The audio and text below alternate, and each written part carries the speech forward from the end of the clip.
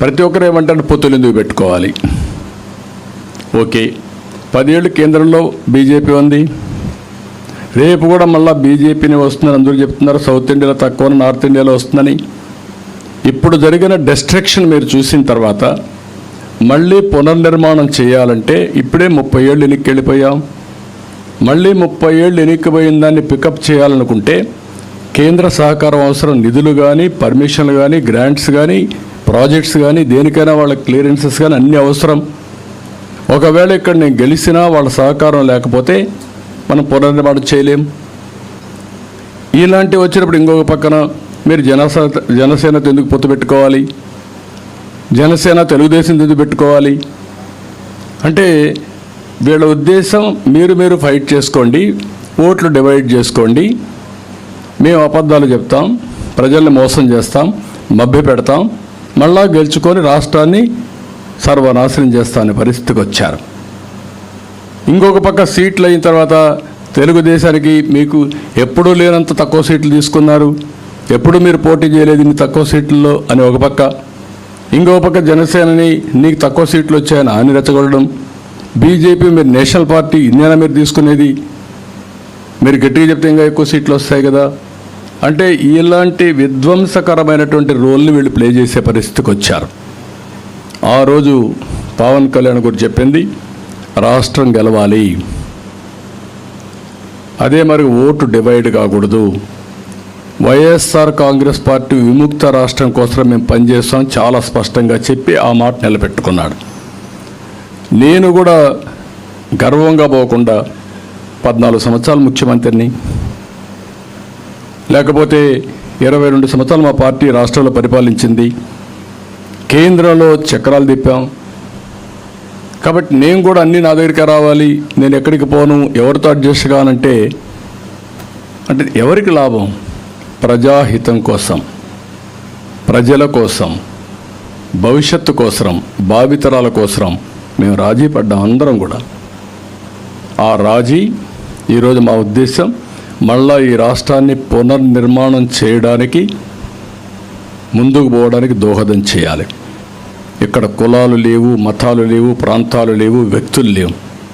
సమాజ హితం కోసం సమాజమే ముఖ్యం మనందరికీ. ఈ ఆలోచన రాకపోతే, ఎందుకంటే మీరు గుర్తుపెట్టుకోవాల్సింది ఆ రోజు 95 నేను ముఖ్యమంత్రి కాకపోయి ఉంటే, నాకు అవకాశం రాకపోతే పబ్లిక్ పాలసీల్ని పాస్ చేసే అవకాశం నాకు ఉండేది కాదు. నేను ఆ రోజు ముఖ్యమంత్రిగా ఉండి పబ్లిక్ పాలసీస్ని అమలు చేశాను కాబట్టి హైటెక్ సిటీ కట్టగలిగాను, ఐటీని పెద్ద ఎత్తున ముందుకు తీసుకుపోగలిగాం. లేకపోతే రిఫార్మ్స్ అనేది తీసుకొచ్చాం, వెల్త్ క్రియేట్ చేశాం. అది ఈరోజు హైదరాబాద్ నగరం అనేది భారతదేశంలో నెంబర్ 1 సిటీగా తయారైంది, most liveable city, knowledge economic hub. అది నాట్ ఓన్లీ ఫర్ ఇండియా, ప్రపంచానికి హబ్గా తయారైంది. మీరు బయోటెక్నాలజీ తీసుకోండి, ఎవరు ఊహించారు ఆ రోజు తెలుగుదేశం లేకపోయి ఉంటే, ఏదైతే బయోటెక్నాలజీ పార్క్ రాకపోయి ఉంటే, భారత బయోటెక్ అని కంపెనీ పెట్టకపోయి ఉంటే కరోనా వ్యాక్సిన్ తయారు చేసేవాళ్ళం మనం.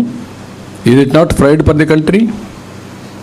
ఇలాంటి ఒకటి కాదు, కొన్ని వందల మార్పులు తీసుకొచ్చాం. అందుకే ఈరోజు కూడా నేను కూడా ఆలోచించింది, అందరం కలిసి పనిచేద్దాం, కలిసి మళ్ళీ నూతన వరవడికి శ్రీకారం చుట్టాలనే ఉద్దేశంతోనే ఈరోజు ఈ పొత్తు చేశాం. ఇది రాష్ట్ర హితం కోసం తప్ప వ్యక్తిగత ప్రయోజనాలకో లేకుంటే రాజ్యాధికారం కోసం కాదు.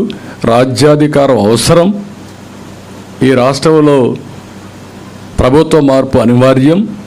ఈ ప్రభుత్వ మార్పు కూడా ప్రజల కోసం మేలు జరగాలని చెప్పేదానికోసం చేశాం తప్ప, లేకపోతే రాష్ట్రం పూర్తిగా నాశనం అయిపోయిన తర్వాత ఎవ్వరు కూడా దీన్ని కాపాడుకోలేం. ఇప్పటికే కొంతమందిలో ఒక ఆలోచన వచ్చింది, ఎట్లా మేము వెళ్ళిపోయాం బయట, ఈ స్టేట్కి మేము రాలేం, అక్కడ ఎవరికి సెక్యూరిటీ లేదు, ఆస్తులకు సెక్యూరిటీ లేదు, ఈసారి కానీ ఏదైనా జరగడానికి జరిగితే మేము కూడా ఉండే 1 ఎకరా 2 ఎకరాలు అమ్ముకొని వెళ్ళిపోతాం అనే పరిస్థితికి వచ్చారు శాశ్వతంగా. కానీ దానికి పరిష్కార మార్గం అది ఒకటే కాదు, వాళ్ళు వెళ్ళిపోవచ్చు కానీ వాళ్ళ భూములు కొనేవాళ్ళు కూడా ఉండరు. ఆ విషయం కూడా గుర్తుపెట్టుకోవాలి. ఒకప్పుడు హైదరాబాద్లో మీరు చూస్తే ఇక్కడ 1 ఎకరా కొంటే అక్కడ 5 ఎకరాలు కొనేవాడు. ఇప్పుడు అక్కడ 1 ఎకరా అమ్మితే ఇక్కడ 100 ఎకరాలు కొనే పరిస్థితి. వై? నేను భూములు ఒకటే రేట్లు పెరగాలని కాదు, భూములు ఎప్పుడు రేట్లు పెరుగుతాయి? ఒక రోడ్డు వస్తే, ఒక నేషనల్ హైవే వస్తే పెరుగుతాయి, ఎందుకంటే ఇండస్ట్రీస్ పెట్టచ్చు. ఒక ఇండస్ట్రీ వస్తే పక్కుండే భూములు పెరుగుతాయి, దేనికోసం పక్కన డెవలప్మెంట్ వస్తుందని. లేకుంటే ఒక టౌన్షిప్ వస్తే పెరుగుతాయి. ఇట్లా వేరియస్ అభివృద్ధి కార్యక్రమాలు జరిగితేనే భూములకు రేట్లు పెరుగుతాయి. హైదరాబాద్లో భూములకి ఒకప్పుడు నేను చూస్తే హైటెక్ సిటీ ఏరియాలో ₹1,00,000 ఎకరా. అలాంటి ₹1,00,000 ఎకరా ఒక 5-10 సంవత్సరాల్లో 50 కోట్లు అయింది. అంటే ఎన్ని రెట్లు పెరిగింది? 5,000 రెట్లు పెరిగింది. అది డెవలప్మెంట్. దానివల్ల రియల్ ఎస్టేట్ వచ్చింది, కంపెనీలు వచ్చాయి, పర్చేసింగ్ కెపాసిటీ పెరిగింది, వ్యాపారాలు పెరిగాయి, ఇన్నోవేషన్ వచ్చింది, స్టార్టప్లు వచ్చాయి. ఆ ఎకో సిస్టమ్ వచ్చి ముందుకు పోయే పరిస్థితికి వచ్చారు. అందుకే ఈరోజు నేను మిమ్మల్ని అందరినీ కోరేది, ఈ ప్రభుత్వం చేసే హింస, దాడులు, అక్రమ కేసులు, కబ్జాలు, దొంగ ఓట్లు, పోలింగ్ అక్రమాలు, ఇవి వీళ్ళు చేసే పని. దీనికి అందరూ భయపడిపోయి ఇంట్లో ఉంటే పిల్లలకు చెప్తున్నా, ముఖ్యంగా యూత్కి చెప్తున్నా, మీ భవిష్యత్తు అంధకారం కాకుండా ఉండాలంటే రోడ్డు ఎక్కాలి. మీరు ఈ 30 రోజులు 40 రోజులు నా కోసరం కాదు, మీ భవిష్యత్తు కోసం మీరు పనిచేసే పరిస్థితి రావాలి. ఇదేదో చారిటీ కోసరం కాదు, ఏదో ఒక పార్టీ అధికారంలోకి వస్తేనే కాదు. గత చరిత్ర ఒకసారి మీరు గుర్తు చేసుకొని విజువలైజ్ చేసి భవిష్యత్తు ఏ విధంగా ఉండాలి, ఎక్కడైతే మీ భవిష్యత్తు సేఫ్గా ఉంటుంది, మీకు బంగారు భవిష్యత్తు ఉంటుందో మీరు ప్లాన్ చేసుకోవాల్సిన అవసరం ఉంది. ప్రభుత్వాలు మాకు ఏంటి సంబంధం, ఏ ప్రభుత్వం వస్తే మాకేంటి అనే ఆలోచన చాలామంది పిల్లలకు ఉంది. అది కారణం మీరు అవేర్నెస్ లేకుండా పోవడం. అవేర్నెస్ రానంత వరకు మన పిల్లల భవిష్యత్తు కానీ అందరి భవిష్యత్తు ఎట్లే ఉంటుంది. ఎప్పుడు కూడా వెల్త్ క్రియేట్ చేయడం కానీ, ఎంప్లాయ్మెంట్ జనరేట్ చేయడం కానీ, సుపరిపాలన ఇవ్వడం కానీ, సమాజంలో మీరు గుర్తుపెట్టుకోవాల్సింది ఒక సుస్థిరత ఇవ్వడం in all aspects. Security fundamental principal. Government ఎప్పుడైనా సరే సెక్యూరిటీ ప్రొవైడ్ చేయాలి. అలాంటి సెక్యూరిటీ ఇవ్వాలంటే ఎమ్మెల్యేలే దోపిడీదారులు అయ్యి, చట్టాలు చేయవలసిన వాళ్ళే మొత్తం మిమ్మల్ని హింసించే పరిస్థితికి వస్తే తప్పుడు కేసులు పెట్టి ఇంకెవరికి రక్షణ ఉంటుంది? ₹100 కోట్ల సెటిల్మెంట్ చేసి లాగేస్తున్నారు. మీరు కొండలు చూస్తే కానీ మీరు అనుకుంటారు చాలామంది పిల్లలు, మాకే సంబంధం, ఆ కొండే కదా పోయిందని. కానీ ఎన్విరాన్మెంట్ నాశనం అయిన తర్వాత మీకు గాలి ఎక్కడి నుంచి వస్తుంది? బాధ్యత అనేది ఇంకొక విషయం కూడా నేను చెప్పాలి ఈ రోజుల్లో. ఎందుకంటే మెటీరియలిస్టిక్ హ్యాపీనెస్ వచ్చిన తర్వాత, అంటే సంపద వచ్చిన తర్వాత అందరూ మెటీరియలిస్టిక్ హ్యాపీనెస్ వైపు వెళ్తున్నారు, కానీ వాల్యూ బేస్డ్ సొసైటీ కూడా ఉండాల్సిన అవసరం ఉంది. భారతదేశంలో ఉండే పెద్ద సంపద, పెద్ద వారసత్వం మన కుటుంబ వ్యవస్థ, మన నాగరికత. అన్ని దేశాల కంటే ఈ కుటుంబ వ్యవస్థ అందరికీ, కుటుంబంలో ఒక సుస్థిరతని ఇస్తుంది, సెక్యూరిటీ ఇస్తుంది, హ్యాపీనెస్ ఇస్తుంది. అది హాస్పిటల్స్ 100 హాస్పిటల్కి పోయినప్పుడు ఎంత ఇది వస్తుందో అంత ఇంట్లో హెల్త్ కానీ హ్యాపీనెస్ కానీ ప్రొవైడ్ చేసే పరిస్థితి వస్తుంది. కాబట్టి నేను అందుకే రాష్ట్రంలో ఉండే ప్రతి ఒక్కరిని విజ్ఞప్తి చేస్తున్నా, ఇది మా కోసం పెట్టుకున్నటువంటి ఇది కాదు, ఇది మీరు గుర్తుపెట్టుకోవాలి. ఎప్పుడు కూడా ఒకప్పుడు కొన్ని పార్టీలు ఈ పేదరికం గురించి స్లోగన్స్ మాట్లాడేవాళ్ళు. నేను ఆ విమర్శలు పోను. ఇప్పుడు వెల్త్ క్రియేట్ చేయకుండా వెల్త్ డిస్ట్రిబ్యూషన్ గురించి మాట్లాడేవాళ్ళు. అది ఎప్పుడు సాధ్యం కాదు.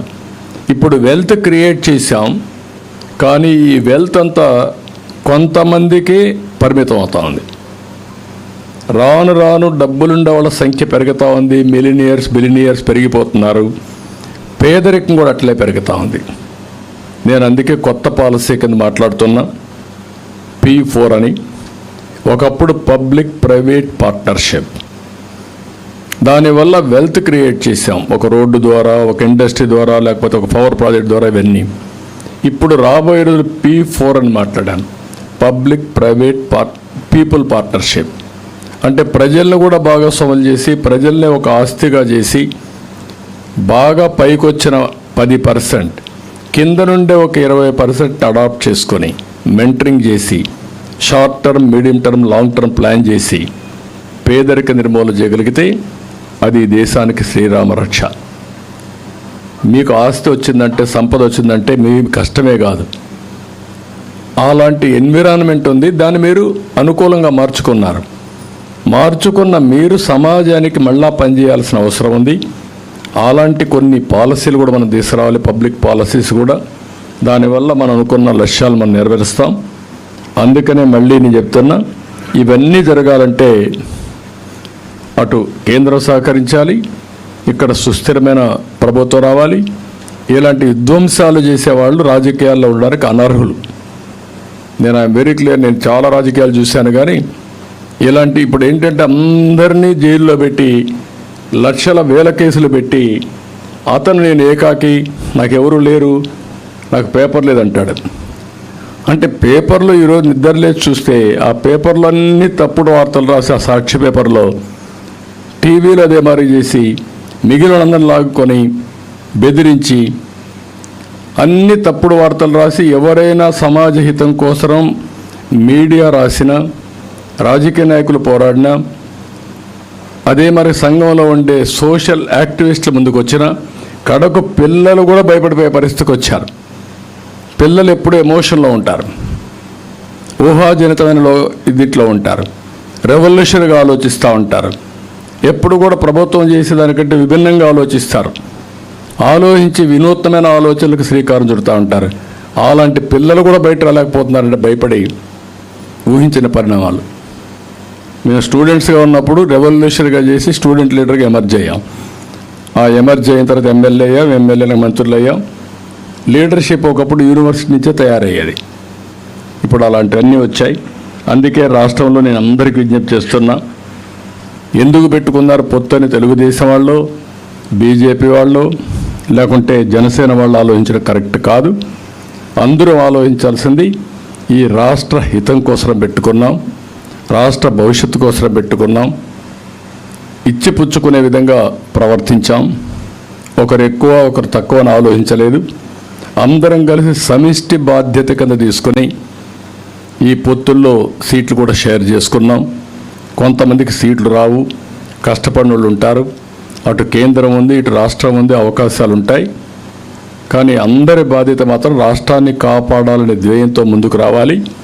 దీనికి నాంది పలకడానికి 17వ తారీఖున ప్రధానమంత్రి మీటింగ్ వస్తుంది.